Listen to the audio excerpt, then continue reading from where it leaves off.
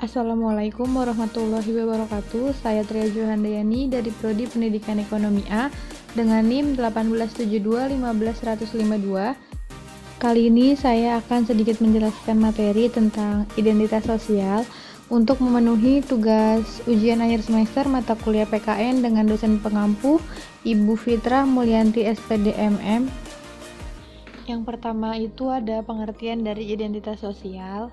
Identitas sosial atau social identity adalah keterkaitan, keterlibatan, peduli, dan rasa bangga yang bersumber dari pengetahuan seseorang tentang keanggotaan dalam suatu kelompok sosial sehingga timbul rasa kebersamaan signifikan dan emosional dari keanggotaan tersebut yang membedakan dengan kelompok lainnya. Identitas sosial juga merupakan bagian dari konsep diri individu yang berasal dari pengetahuannya selama berada dalam kelompok sosial tertentu dengan disertai internalisasi nilai-nilai, emosi, partisipasi, rasa peduli, dan bangga sebagai anggota kelompok tersebut. Identitas sosial juga seseorang ditentukan oleh kelompok di mana ia tergabung, orang yang termotivasi untuk bergabung dengan kelompok yang paling menarik dan atau memberikan keuntungan bagi kelompok di mana ia tergabung di dalamnya.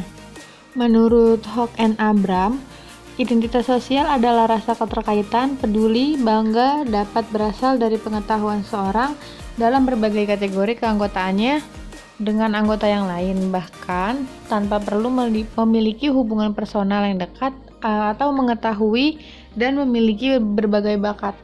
Selanjutnya ada fungsi identitas sosial, yaitu ada 4. Yang pertama, membentuk identitas positif di mana kelompok lain agar mendapatkan pengakuan dari pihak lain. Yang kedua itu untuk membantu menentukan jati diri dari mana dia berasal melalui cara berpikir dan bertindak. Yang ketiga untuk membentuk rasa percaya diri yang lebih tinggi. Dan yang terakhir memudahkan terbentuknya kerjasama dan solidaritas dalam kelompok sosial. Selanjutnya ada karakteristik identitas sosial, ada 3. Yang pertama itu ada identitas individual dan kolektif berkembang secara sistematis dan berkembang atas keterlibatan satu sama lain. Yang kedua, identitas individu dan kolektif merupakan produk interaksional eksternal yang diidentifikasikan oleh orang lain sebagai identifikasi internal. Dan yang terakhir, proses terjadinya identitas dihasilkan baik dalam wacana, narasi, retorika, dan representasi dan dalam materi. Selanjutnya ada dimensi identitas sosial, persepsi dalam konteks antar kelompok. Yang kedua daya tarik in-group. Yang ketiga keyakinan saling terkait. Yang keempat ada depersonalisasi. Dan kelima ada komponen identitas sosial. Selanjutnya ada komponen identitas sosial.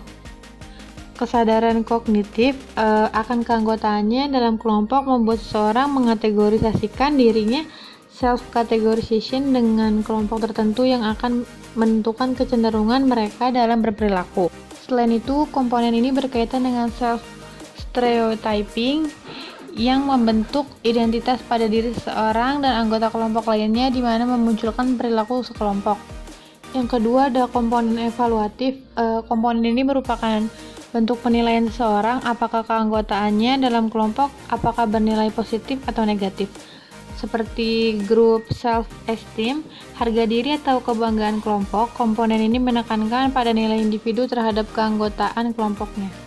Yang terakhir ada kesadaran emosional. Komponen ini adalah perasaan keterlibatan emosional yang dimiliki seseorang terhadap kelompok seperti komitmen afektif. Komponen ini lebih menekankan pada seberapa besar ikatan emosional seseorang pada kelompoknya. Mungkin itu saja yang bisa saya jelaskan tentang materi identitas sosial. Kurang lebihnya mohon maaf. Wassalamualaikum warahmatullahi wabarakatuh.